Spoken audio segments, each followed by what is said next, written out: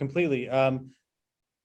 You're right. They can't be afraid of change, because what happens is the manufacturer, what they do is they have particular processes in place, and that's their standard, and that's what they gauge you at, is that process, right? But they'll do that for all of North America. Yeah. Right? And the dealer. Sorry, if you see me keep looking down, it's because it's my phone. The questions are on my phone, and it keep going off, and I have to be rebooting it. I'm doing the same thing. Yeah, I have to be rebooting it. Sorry. No problem. Not distracted. So they, it's all standard, and that's where the dealer can't really implement their own thing, right? They have their district service managers, for example. They'll come around and they'll make sure that they're following the process. Right. But what if you can change that process to adapt with your clientele, right? What if you can make it better, right? Remember, these managers, they're trainers themselves, right? But they're trained from a book, right? They're trained by someone else that trained them. And this is stuff that's been passed down for 20, 30 years. Now it's going to be time for a change. We have to adapt, right? It's now or never. If we don't make the change now, we're going to get crushed later on.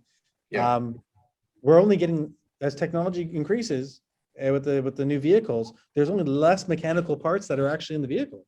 Yes. Right? We're moving away from combustion engines completely soon. Yeah. Right? And we're getting down to just, if a customer comes in, we're either going to change a computer, we're going to change their tires, and we're going to might change some magnets. Yeah, I really don't know, right? We have to move with the times, because I mean, look at Tesla. Tesla is far ahead of the game right now. That's right. So I mean, where does the conventional dealer, the traditional dealer, where do they stand, seeing that someone comes into the market right now and they're setting a particular standard, right? So we have to look into all of that, right? But how do we? It goes to my last question. How do we prepare for an ever-changing market?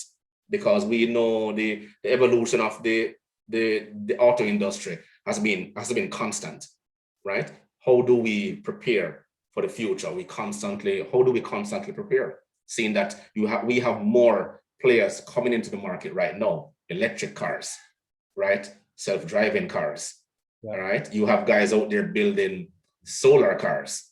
You get what I'm saying? So how do we go about? I mean, in your honest opinion. Well, good thing is that the brands that are out here now, that we have now currently, that you and I are both aware of, they have a good brand loyalty, right? And that's something that's going to stick with them for a long time. They have people that have had their cars before. People are still kind of skeptical right now for electric, because we don't really have the infrastructure to continuously have those vehicles, right? Now people. Okay. Sorry. Go back. Could you explain that part? The infrastructure. Okay. So the reason why not all manufacturers have full electric vehicles right now is because if you're going on a long trip, where are you going to charge your car? Okay. Right. Yeah. Point taken. Yeah. Right. Now, don't get me wrong. They do have fast charging vehicles now. Yeah. Lucid Motors, they have one that can charge within, you can charge about up to 80% in like 20 minutes. Yeah. Right. So you could, or charge your full car in about 20 minutes, which is incredible, because you can get over 200 kilometers, 300 kilometers off that one charge. Damn, right? And I can go to the gas station and spend less than 3 minutes, full my tank, and I'm Exactly. Right. Now we need charging stations as well. That's the thing. They're not all over. So if manufacturers start selling these cars, we're not ready to charge them up yet. Okay. Right? Okay. That quickly. So that's why you're going to see more hybrid vehicles, or more some electric / gasoline, right? Where you can get your 80 kilometers, 100 kilometers, and then you have a reserve for maybe 300 kilometers worth of fuel. Yeah. Right. So for those short commutes, you have electric. But it's the infrastructure that we have to we're kind of waiting on. But it's new players coming to the game, like you said, right? We have like Tesla, Neo, Lucid Motors, and a few others that are now out here. But their price points are a little higher, which is kind of benefiting other dealers, right?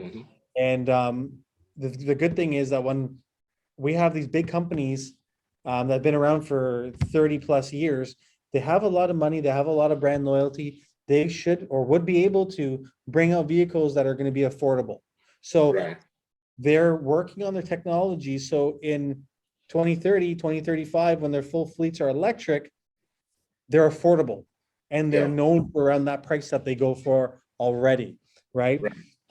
I'll give you an example. I don't think we're going to see a $70,000 Honda Civic full electric, Okay. right? They want to keep it closer to the price range that they're in now. Right. But also remembering that once you do that and you sell those vehicles, you won't see that client in all the time for servicing of their car, Mhm, mhm, mhm.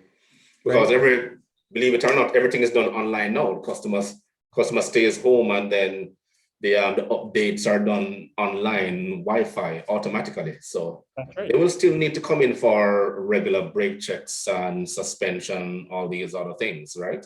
But Exactly. So we yeah, don't have to really worry too much right now about that, about the other competition. All manufacturers are working towards going eco-friendly and going green. yeah, And it's just a matter of time. But right now, we're gonna have other manufacturers that are all electric. They're coming out. People will buy their vehicles. They're mhm, not gonna be cheap. They have to go straight to that manufacturer. There's no negotiating for that vehicle. The price there is what you're gonna be paying, yeah, right? They're going to save money on fuel. They're going to save money on maintenance services, right? But the other manufacturers that have been around for years don't really have to worry too much right now about those mhm, other companies because right, we don't know much about them yet, yeah, right? They're very new, yeah, right? Apple's looking for someone to merge with soon. That will be very interesting, right? You're going to have an Apple car soon. They're just trying to find the right people with technology. But right now, from what we're talking, in the next 5 years, we're going to see a lot of mergers happen.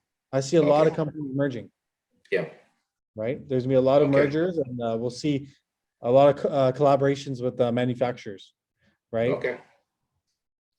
So we just have to. I know. Mergers are always on the horizon, and the only persons who win in a merger is the shareholders. Not much so the staff, but that's another story. But Yeah.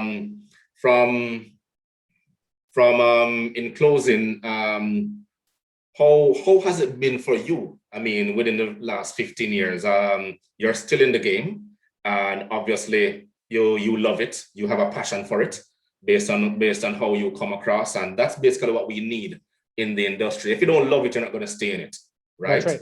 And we know some of the experiences we have seen over the years based on it. But tell us in closing, how has your experience been? Give us an insight. My experience is great.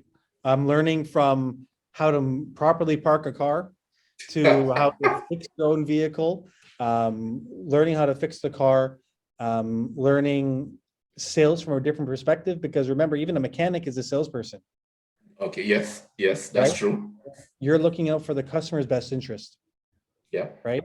And then as a service advisor, you're a salesperson, right? mhm, That has to be able to relay that information the technician gives you. So that mhm, technical information, I enjoyed that very much. That was great. And okay, you get to talk to the customer. yeah, And then you're working in the parts department, learning about all the different parts and which one works and how it is you're like you're one of the beating hearts of the dealership and the yeah, parts department. It's a small area, but it has a big impact because yeah, you're the middleman. yeah, The parts department is that middle section that gets everything ready, gets yeah. everything that you need. I I wish a lot of people will hear that. But anyway, That's parts is my favorite department. I loved it. Usually parts you have fewer employees, yeah, but that's the one department where employees stay and work. They stay there, they stay there. right? Yeah, I can go around and I'll go to sales and service. You might have the mechanic that's been there for 20 years, but you'll have a guy that's been in parts for 30 plus, yeah, and they're not that is moving. true. It's very Yeah, comfortable. And then moving over into sales, that was just for me as an advisor up to a service manager and dealing with customers all the way to sales. Then you're only dealing with clients, right? And the psychology of dealing with customers. And then in finance, learning about what it takes to get someone approved and building deals and how credit bureaus look at clients. It's very interesting. yeah, overall, the automotive industry is something that everyone should look into. It's an amazing industry, Okay. only growing. So I enjoyed my time. I still enjoy it every day. Yeah, it shows. It shows based on how we can hear your passion, and it's very commendable, right? A lot of times we get fatigued and we want to move on to something else, but at the same time, no, we have that love-hate relationship with what we do, especially working with the in the dealership scenario. But Devin, yeah, but like I said, I'm not going to hold you much longer. I know you're a busy person, and I want to thank you very much for this second chance to put everything in perspective. And hopefully, as time goes by, I can have you again in this situation to speak more, right? Because I know you probably have a lot of more experiences to share with us. But I'm grateful and I appreciate your time. Okay. Thanks, Chris. Yeah, I will, and I will send you a copy of this. Right. Sounds good. So no problem. But we'll keep in touch. Again, thank you very much and have yourself a good night. Blessed. Blessed. Blessed.